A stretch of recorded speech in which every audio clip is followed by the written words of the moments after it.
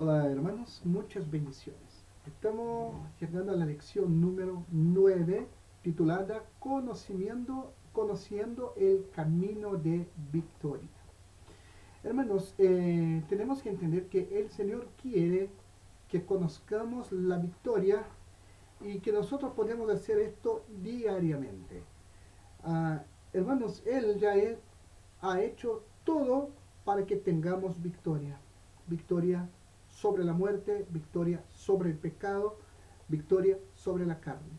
Y entonces, hermano, en nuestra diaria experiencia debe ser de andar en victoria. Pablo dijo que somos más que vencedores por aquel que nos amó. Entonces, por victoria queremos decir, hermanos, ¿qué es victoria?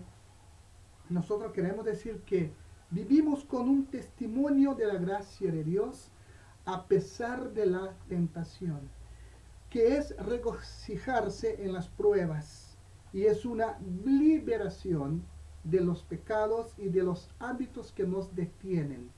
Hay tres cosas básicas, nosotros vamos a ver durante esta lección, hay tres cosas básicas que debemos hacer para poder andar en victoria. Y nosotros llamamos a estas tres cosas de las tres R's para recordar. Vamos a la primera R, que es de regocijarse. Regocijaos en el Señor, dice la palabra. Exactamente esto, en primera de Tesalonicenses capítulo 5, versículo 16, el apóstol Pablo dijo, estad siempre gozosos. Fíjense, en Filipenses capítulo 4, versículo 4 dice, regocijaos en el Señor siempre, otra vez os digo, regocijaos. El gozo, hermanos, es una cierta señal de victoria y fortaleza en nuestras vidas cristianas. Debe ser la norma en cada vida cristiana. Observen, hermanos, que los dos versículos que acabamos de ver nos es dada una orden. Estad siempre gozosos. El otro, regocijaos siempre. Hermanos, y de hecho, regocijarse es como es el resultado de un logro, es el resultado de algo que uno obtuvo, una victoria, un logro, y hemos, hermanos, logrado la gran victoria en Cristo Jesús, que fue nuestro rescate. El Señor nos rescató de las tinieblas, nos hizo sus hijos y ahora tenemos privilegios, como vimos la vez pasada. Entonces, hermanos, es algo que debe ser como una norma en nuestra vida cristiana. El gozo de Jehová es nuestra fuerza, dijo en Jeremías capítulo 8, versículo 10. Hermano, puede ser que no siempre tenga usted este gozo. Todos nosotros, hermanos, experimentamos momentos de depresión, cuando, por ejemplo, entra la duda, el desánimo. Estos momentos, hermanos, no nos roban nuestra salvación. Hay gente que a veces confunde un momento de tristeza como la pérdida de salvación. No, hermanos, absolutamente. Hermanos, la salvación ya ha sido resuelta. Este problema ha sido resuelto para la eternidad cuando usted aceptó a Cristo. Entonces Dios no nos dio su salvación para después quitárnosla. No, hermanos. Cada vez que hacemos algo malo, no, hermano, es una mentira de Satanás y es una mentira de muchos religiosos que dicen que cuando pasa algo, usted perdió la salvación, usted va a ir al infierno. Es una mentira. Nuestra salvación nunca está en cuestión o en tela de juicio cuando pasamos por algo, por un momento de depresión. Y nosotros vamos a encontrar, hermanos, que personajes de la Biblia, uh, yo podría citar dos de ellos, Elías y Jonás, tuvieron depresión. El mismo apóstol Pablo tuvo momentos de desánimo, de depresión, pero hermanos, Pablo no, nunca estuvo lejos de la presencia de Dios. Como seres humanos, hermanos, pasamos por momentos difíciles. Cuando el gozo del Señor no está presente como debería, siempre hay alguna razón. Puede ser debido a alguna condición física. Tenemos que entender, hermanos, que a veces hay problemas físicos, ¿ya? Cuando el cuerpo, la mente o ambos lleguen a fatigarse o están bajo una gran presión. Ejemplo, cuando usted pasa demasiado tiempo sin comer. Hay personas que se ponen debilitadas, otras se ponen rabiosas. Son reacciones incluso psicológicas debido a un estado físico que es el hambre. ¿Ya? Entonces con el cuerpo y la mente o ambos lleguen a fatigarse o están bajo una gran presión, ¿ya? Probablemente se pierde el gozo. La persona ya no está con una sonrisa. Entonces, hermano, o puede ser que haya pecado en nuestras vidas. Entonces, muy a menudo esta es la razón por la que perdemos nuestro gozo. Hay personas que están hablando en términos espirituales, personas que están sin gozo porque están viviendo una vida de pecados no confesados. Hermano, esto trae la falta de gozo. Cuando pecamos o apagamos o retardamos el ministerio que el Espíritu Santo hace por medio de nosotros, no se puede producir el gozo. Debemos confesar ese pecado y dejar que el Señor mismo nos restaure ese gozo. Vamos a ver en 1 de Juan, capítulo 1, versículo 9, y después nos vamos al Salmo 51, 1 de Juan, capítulo 1, y el versículo 9. Observen lo que dijo el apóstol cuando algo no está bien. Dijo, si confesamos nuestros pecados, Él es fiel y justo para perdonarnos los pecados y para limpiarnos de toda maldad. Ahora vayamos, hermanos, al Salmo 51, los versículos 2, 3 y 10. Salmo 51. Entonces vamos a ubicar el Salmo 51, los versículos 2, 3 y 10. Acá, Salmo 51. Para el que no sabe, es el libro más largo de la Biblia. 2 y 3 dice, lávame por completo de mi maldad y límpiame de mi pecado, porque yo reconozco mis transgresiones y mi pecado está siempre delante de mí. Ahora, versículo 10. Crea en mí, oh Dios, un corazón limpio y renueva un espíritu recto dentro de mí. Esta era la oración que hizo, fue la oración que hizo David cuando cometió pecado. Y aquí, hermanos, el versículo anterior dice que si nosotros confesamos nuestros pecados, Él es fiel para limpiarnos los pecados. Entonces, hermanos, esto nos trae restauración, nos trae de nuevo el gozo, la alegría de estar en la presencia de Dios. Para mantener el gozo y la fortaleza de su salvación, ¿qué debemos o qué debe usted, debo yo, qué debemos nosotros hacer? La primera cosa, hermanos, es muy importante. Es algo muy importante y yo veo que hay hermanos que pecan en eso. Lamentablemente, la primera cosa es mantener un compañerismo y una relación cercana con Dios. Hay personas, hermanos, que no están ni ahí para una vida de devoción, para una vida de oración, para buscar a Dios, para estar en comunión con Él, para oír su palabra, para leer su palabra, para estar a solas con Él. Hemos visto esto en una lección anterior y vamos a ver lo que dice la Biblia en cuanto a esto, de mantener este compañerismo y una relación cercana con Dios. Vamos a 1 de Juan, capítulo 1, los versículos 7 a 9. 1 de Juan, Repito, 1 de Juan, capítulo 1, los versículos 7 a 9, que dicen: pero si andamos en la luz como Él está en la luz, tenemos comunión los unos con los otros, y la sangre de Jesús su Hijo nos limpia de todo pecado. Si decimos que no tenemos pecado, nos engañamos a nosotros mismos, y la verdad no está en nosotros. Si confesamos nuestros pecados, Él es fiel y justo para perdonarnos los pecados y para limpiarnos de toda maldad. Ahí está, hermanos, la primera cosa: mantener compañerismo, una relación cercana con Dios. La segunda cosa, vamos a ver qué es exactamente lo que vimos en el versículo 9. Confiese su pecado tan pronto como sea descubierto en su corazón.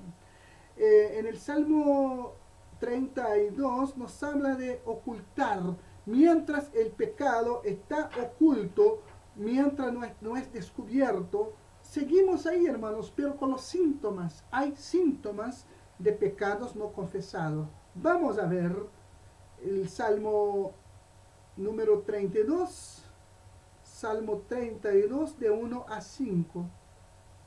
Y observen los síntomas, hermanos, de pecado no confesado. Esto puede pasar a cualquiera, hermanos. No pasa solamente a unos, puede pasar a cualquiera. Dijo: cuán bienaventurado es el hombre a quien el Señor no culpa de iniquidad, y en cuyo espíritu no hay engaño. Mientras callé mi pecado, mi cuerpo se consumió con mi gemir durante todo el día. Porque día y noche tu mano pesaba sobre mí. Mi vitalidad se desvanecía con el calor del verano. Te manifesté mi pecado y no encubrí mi iniquidad. Dije: confesaré mis transgresiones al Señor, y tú perdonaste la culpa de mi pecado. Entonces, hermanos, ahí están los síntomas. Hay desánimo, hay desaliento, hay varios síntomas, hermanos, que en nuestro corazón nadie te va a estar apuntando porque tú eres un pecador, que tú eres un miserable pecador. No, tú mismo, tú vas a descubrir en tu íntimo que tú no estás bien espiritualmente. Entonces, confiese su pecado tan pronto como sea descubierto en su corazón. Y la tercera cosa, hermanos, que es demasiado importante: nunca mire su situación inmediata desde el punto de vista humano, sino mantenga sus ojos en Cristo. Hermanos, estamos pasando problemas, hay dificultades, hay tribulaciones, hay pecado no confesado. Hermanos, tenemos que mantener nuestros ojos en Cristo, quien da la habilidad de conquistar las situaciones en la vida, manteniendo en mente, como dijo el apóstol Pablo en Filipenses capítulo 4, versículo 13. Vamos a ver qué pasa. Filipenses capítulo 4 y el versículo 13. Qué cosa maravillosa, hermanos, que el Señor mismo nos conduce en este camino de bendición, de victoria. Pablo dijo: todo lo puedo en Cristo que me fortalece. Entonces ahí está, hermanos, ¿qué tenemos que hacer nosotros? Si nosotros ponemos nuestros ojos en las situaciones y circunstancias de la vida, vamos a permitir que nuestro gozo sea sustituido por el temor, la preocupación y la desconfianza. Esto usted va a ver en el estudio, por ejemplo, Filipenses 4, que tenemos que hacer nosotros ante estas situaciones. Entonces vamos rápidamente, ya que tenemos la Biblia abierta en Filipenses, vamos entonces a los versículos 4 y 6. Primero vamos al versículo 4 y después de 6 a 8. El apóstol Pablo dijo, regocíjense siempre, regocíjense en el Señor siempre. Otra vez yo digo, regocíjense.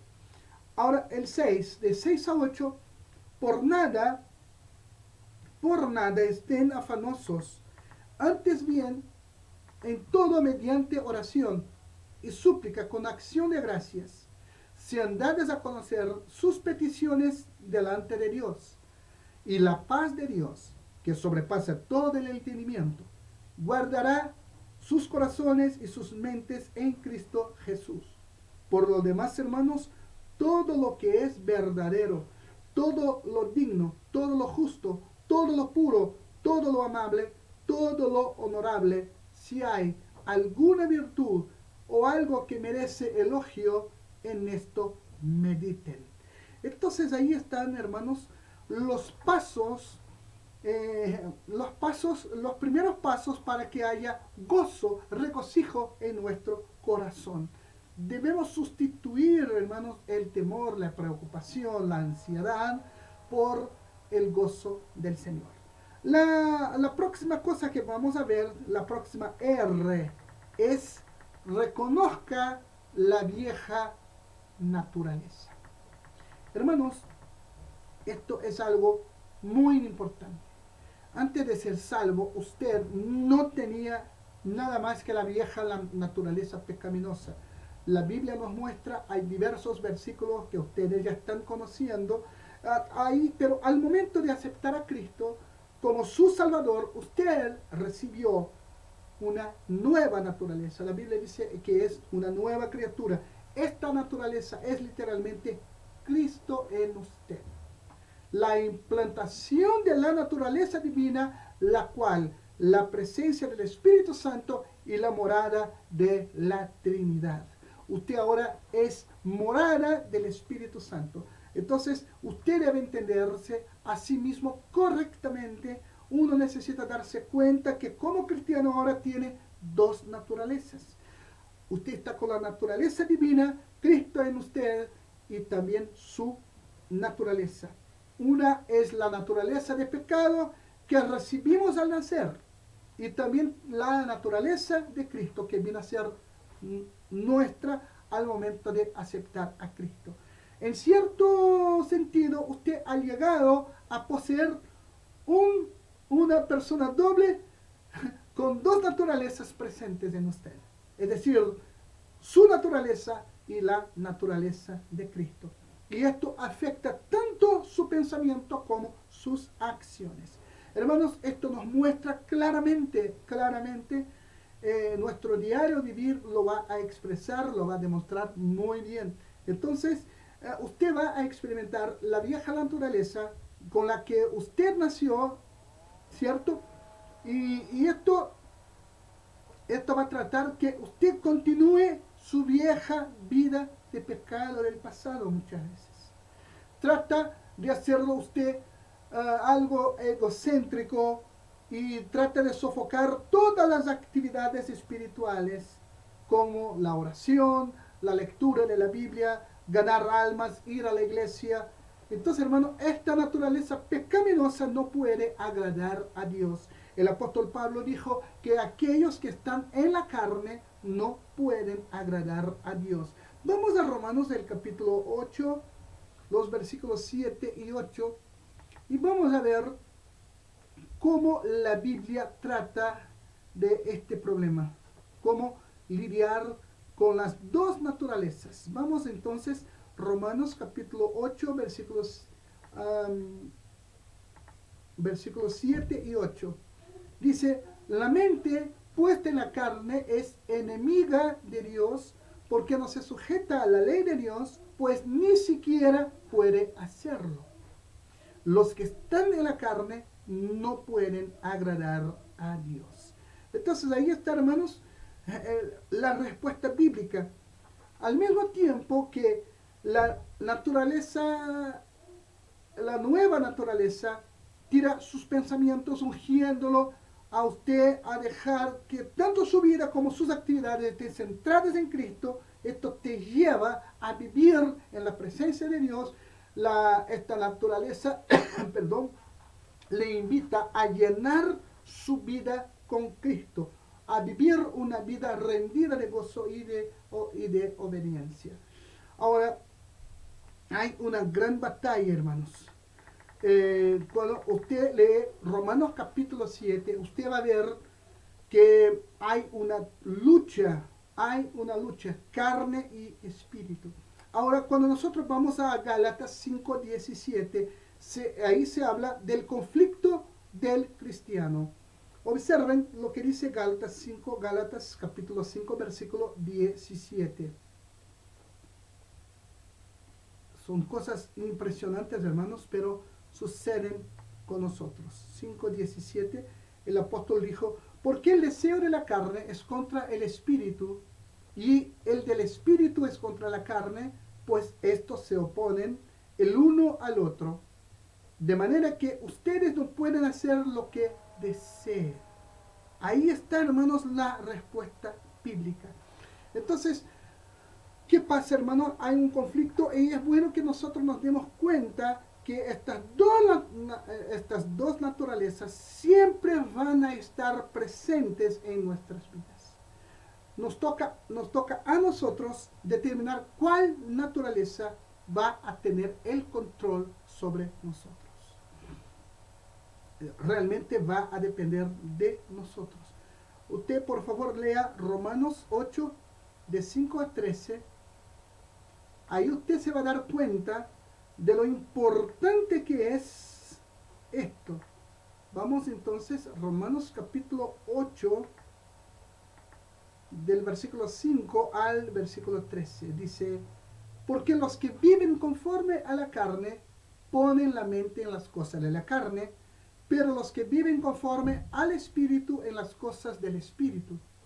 Porque la mente puesta en la carne es muerte, pero la mente puesta en el Espíritu es vida y paz. La mente puesta en la carne es enemiga de Dios, porque no se sujeta a la ley de Dios, pues ni siquiera puede hacerlo. Y los que están en la carne no pueden agradar a Dios. Sin embargo, ustedes no están en la carne, sino en el Espíritu, si en verdad el Espíritu de Dios habita en ustedes. Pero si alguien no tiene el Espíritu de Cristo, el tal no es de él. Y si Cristo está en ustedes, aunque el cuerpo esté muerto a causa del pecado, sin embargo, el Espíritu está vivo a causa de la justicia. Pero si el Espíritu de aquel que resucitó a Jesús de entre los muertos habita en ustedes, el mismo que resucitó a Cristo Jesús de entre los muertos, también dará vida a sus cuerpos mortales por medio de su Espíritu que habita en ustedes. Así que, hermanos, somos deudores no a la carne, para vivir conforme a la carne, porque si ustedes viven conforme a la carne, habrán de morir. Pero si el Espíritu pero si por el Espíritu hace morir las obras de la carne, vivirán. Entonces ahí estamos, hermanos, viendo lo importante que es andar en el Espíritu. Debemos hacer morir, por ejemplo, hermanos, el hambre de hambre. Debemos hacer morir de hambre la vieja naturaleza y alimentar a la nueva, de manera que nuestra rendición al Espíritu es muy importante. Debemos estar rendidos al Espíritu Santo. Entonces, hermanos, nosotros vamos a hacer una pausa acá. Vamos a dar continuidad, vamos a la segunda parte de esta lección que es muy importante. Vamos después a la próxima R que nosotros vamos a estudiar después. Muchas bendiciones y hasta pronto.